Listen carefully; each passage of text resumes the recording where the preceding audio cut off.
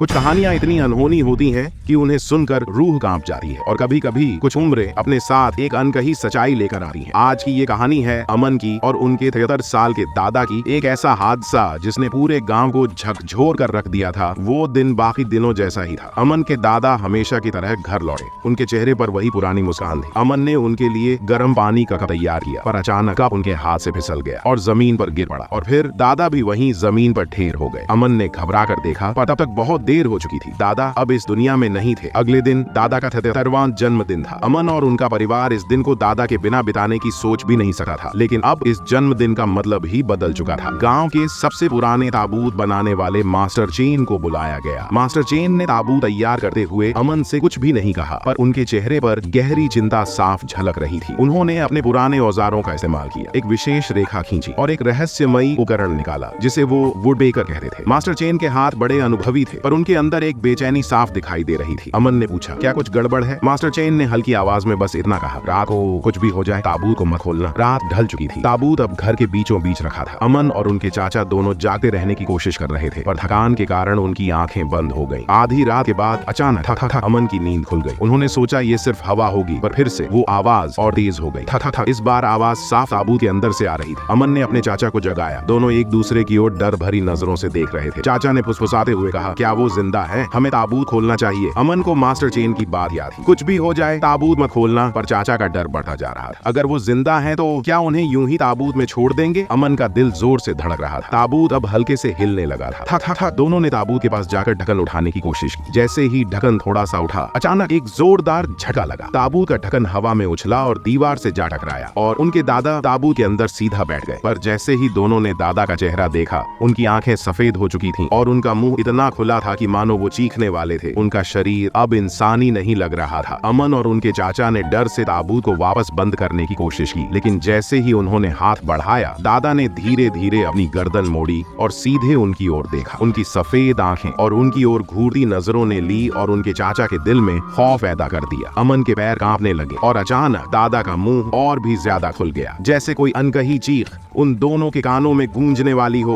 दोनों डर के मारे वहीं गिर पड़े और जैसे ही ताबूत की तरफ देखा, वो धड़ाम से बंद हो गया। अगली सुबह जब गांव वाले ली के घर पहुंचे तो उन्होंने देखा कि ताबूत अपनी जगह पर था, पर वो आवाजें जो रात में आई थीं, उन्हें कोई नहीं सुन पाया। अमन और उनके चाचा ने किसी को ये घटना कभी नहीं बताई, पर आज भी उस रात की गूंज अमन के जहन में जिंदा है। तर की उम्र के साथ ये रहस्य और भी गहरा हो गया। पर आप क्या सोचते हैं? क्या दादा की मौत सच में एक अनहोनी थी या कुछ और?